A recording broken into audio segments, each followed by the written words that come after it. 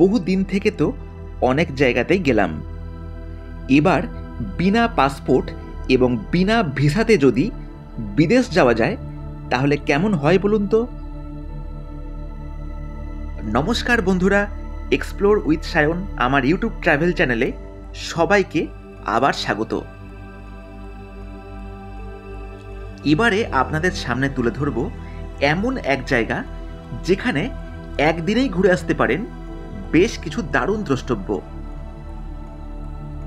নৈসর্গিক প্রকৃতির কোলে যেখানে দেখা মিলবে বিরাট সব চায়ের বাগান এবং পাহাড়ের সারি, যেখানে আপনি সাক্ষী হয়ে থাকবেন মেঘ রোদ্দুরের লুকোচুরি খেলার। এছাড়াও আপনার প্রিয়জনের সাথে লেকের ওপর হবে বোটিংয়ের একটা দারুণ অভিজ্ঞতা। তাহলে সঙ্গে থাকুন বন্ধু, যাবতীয় ইনফরমেশন পাবেন আজকের এই নতুন ভিডিওতে।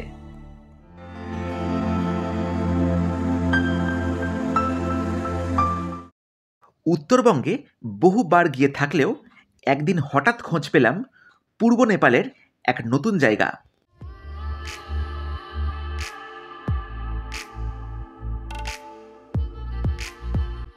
পূর্ব নেপালের ইলাম জেলায় রয়েছে এক চমৎকার জায়গা শ্রীঅন্তু।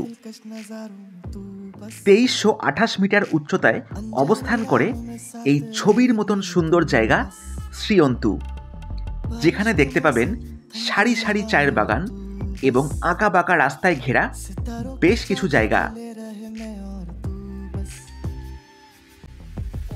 নিউ জলপাইগুড়ি অথবা শিলিগুড়ি থেকে দুইভাবে পৌঁছানো যায় এই জায়গাতে।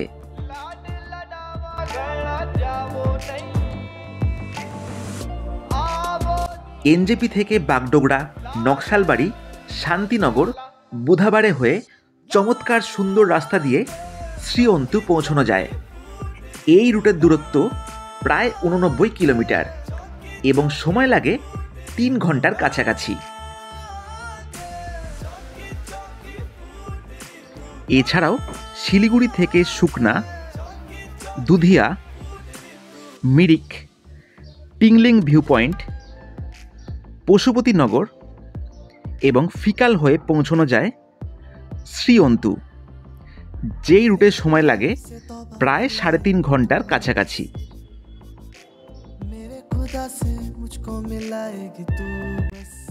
তেমনি এনজেপি থেকে একটা গাড়ি নিয়ে রওনা হলাম। বাগডোগরা, নকশালবাড়ি পেরিয়ে কাঁকারভিটা চেকপোস্টে হলো আমাদের ইমিগ্রেশন এবং ভেরিফিকেশন। নমস্কার বন্ধুরা, একটা নতুন দিনে সবাইকে স্বাগত জানাচ্ছি। অনেক তো হলো আমাদের নর্থ বেঙ্গল ট্রিপ, এইবার আমি প্রথমবার লাইফে করছি একটা ইন্টারন্যাশনাল ট্যুর। আর আমি এখন যাচ্ছি নেপালে। তো শিলিগুড়ি থেকে আমরা এখন যাচ্ছি নেপালের পথে। আর নেপালে একটা খুব সুন্দর জায়গাতে আমি যাচ্ছি বন্ধুরা। জায়গাটার নাম হচ্ছে শ্রীঅন্তু। একদমই অফবিট জায়গা, অনেকেই যায়নি বা অনেকে জানেন না হয়তো।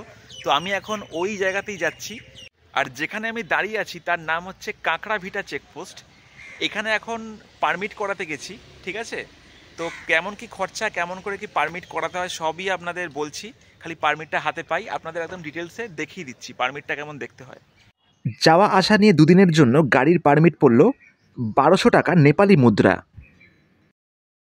কাঁকড়াভিটা চেকপোস্টের সামনেই আছে একটি ইমিগ্রেশন সেন্টার, যেখান থেকে আপনারা নেপাল কারেন্সি নিতে পারেন। খেয়াল রাখবেন, ভারতীয় মুদ্রায় 1 টাকা মানে হলো নেপালি মুদ্রায় 1 টাকা 60 পয়সা।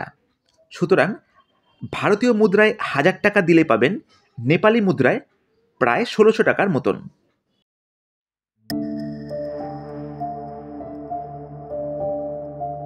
এইভাবেই অনেকটা পথ চলার পর এক রেস্টুরেন্টে চাউমিন দিয়ে জমে গেল এই দিনের ব্রেকফাস্ট। ঘন জঙ্গল এবং আঁকাবাঁকা রাস্তা পেরিয়ে এসে পড়লাম এখানকার একটি চমৎকার দ্রষ্টব্য কান্যাম টি গার্ডেন।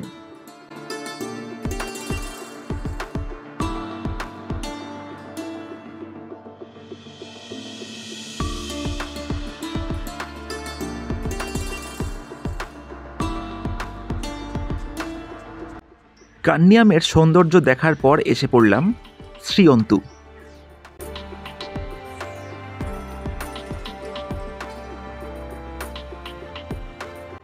চারিপাশে পাইন ট্রি এবং ঘন চায়ের বাগানে ঘেরা এই অন্তু লেক বিশেষভাবে দৃষ্টি আকর্ষণ করবে আপনার।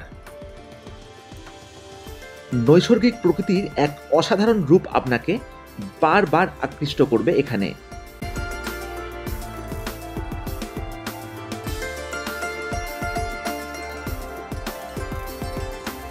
এখান থেকে আপনি এনজয় করতে পারেন কাঞ্চনজঙ্ঘা এবং সূর্যোদয়ের এক দারুণ দৃশ্য। এছাড়াও এখান থেকে দেখতে পারেন ফরেস্ট মিউজিয়াম, ডিয়ার পার্ক ইত্যাদির মতন বেশ কিছু জায়গা।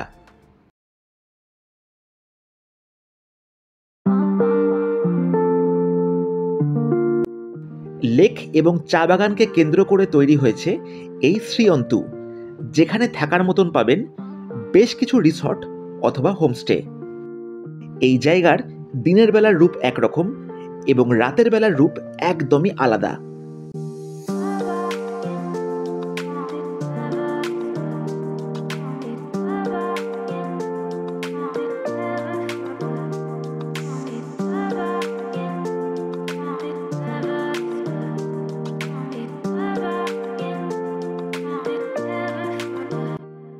সন্ধ্যের পর থেকেই এখানে চলে ডিস্কো, মিউজিক, পার্টি, যেটা এই জায়গার পরিবেশ সম্পূর্ণ পাল্টে দেয়।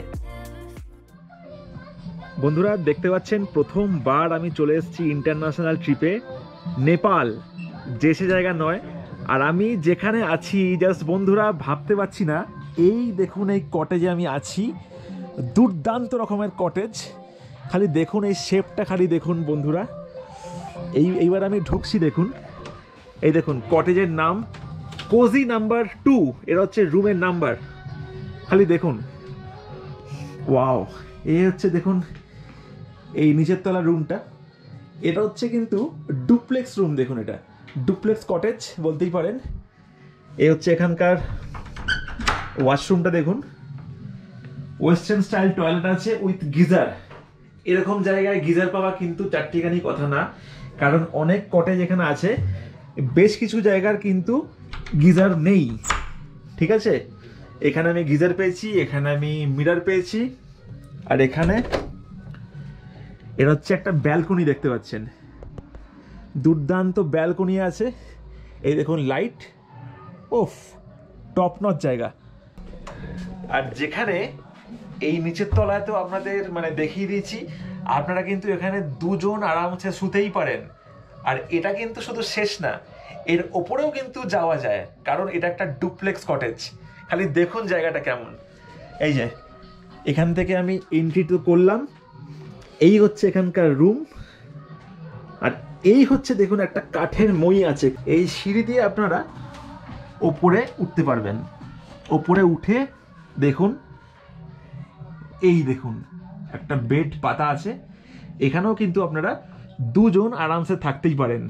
কি দারুণ লাগছে, প্রথমবার ইন্টারন্যাশনাল ট্রিপ নেপালে আমি এসেছি, আর এইরকম একটা ফ্যাব কটেজ দুর্দান্ত রকমের কিন্তু লাগছে। সুন্দর পরিবেশে এখানে থাকতে গেলে রুম ভাড়া পড়বে 2800 টাকা থেকে 3500 টাকা নেপালি মুদ্রা, আর যেখানে খাওয়ার খরচ আলাদা। এ দেখুন এটা হচ্ছে শ্রীঅন্তু লেক, লেকের পাশেই এরকম অ্যাম্বিয়েন্স দেখতে পাচ্ছেন, দুর্দান্ত একদম ঝলমল করছে দেখুন অ্যাম্বিয়েন্স। এখানেও কিছু কটেজ আছে। এই হচ্ছে রাস্তা দিয়ে আমরা যাচ্ছি, হাঁটছি, এখন রাত্রি 10টা পেরিয়ে গেছে। আর এই হচ্ছে লেক, দেখুন দেখতে পাচ্ছেন রিফ্লেকশন হচ্ছে সামনের কটেজের এই লেকের ওপরে।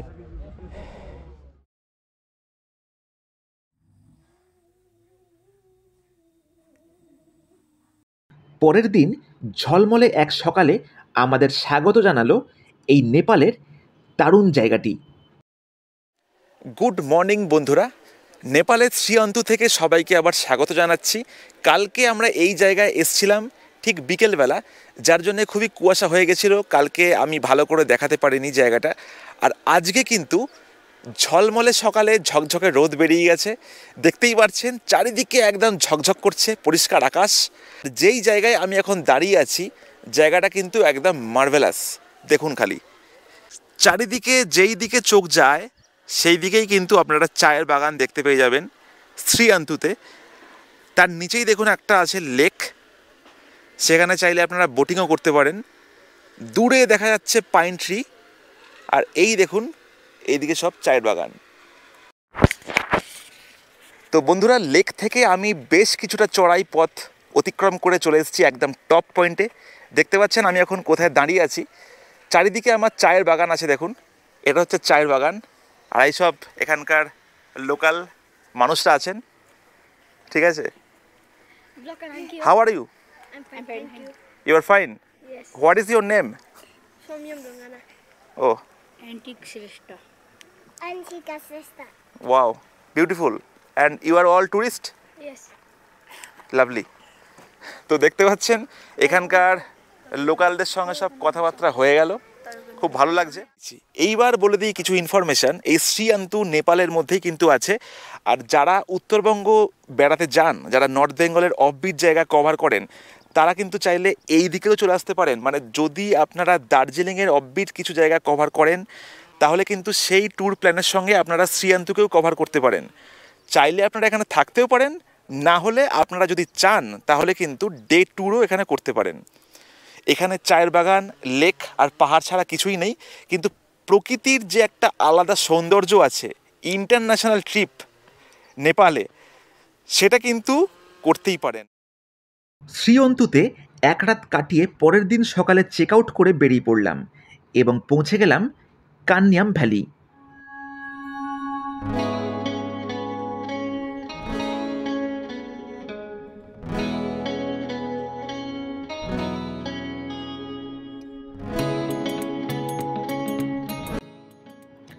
শ্রীঅন্তু থেকে পশুপতিনগর ফটক হয়ে সীমানা ভিউ পয়েন্ট ঘুরে দেখতে পারেন। এছাড়াও এখান থেকে পৌঁছানো যায় সিটং, কার্শিয়ং, দুধিয়া, মিরিক, দার্জিলিং, লেপচা জগৎ এবং গোপালধারা চায়ের বাগানের মতন বেশ কিছু সুন্দর জায়গা। এই দিন আমরা কান্যাম হয়ে পশুপতিনগর ফটক হয়ে বেরিয়ে আসার সময় প্রথমেই দেখলাম ইন্দো নেপালের বর্ডারের মধ্যে অবস্থিত এক দারুণ জায়গা, গুফা পাতাল ভিউ পয়েন্ট। গুফা পাতাল ভিউ পয়েন্টে নেপালি মুদ্রায় 20 টাকা দিয়ে এন্ট্রি করে দেখলাম একটি ওয়াচ টাওয়ার এবং ভিউ পয়েন্টের ভেতরেই স্বাগত জানায় আই লাভ নেপাল।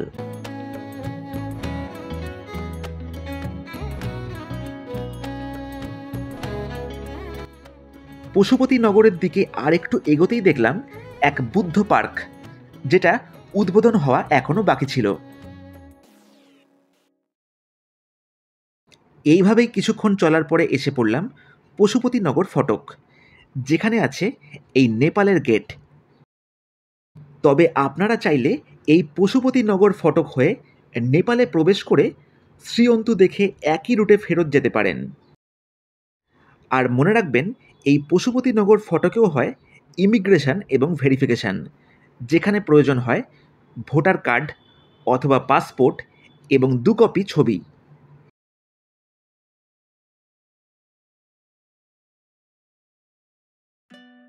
শ্রীঅন্তুতে আসলে বেশিরভাগ হোটেল এবং রিসর্টেই গিজারের ব্যবস্থা নেই, আর অনেক সময় এরা গরম জলও প্রোভাইড করে না, তাই এই ব্যাপারটা অবশ্যই খেয়াল রাখবেন।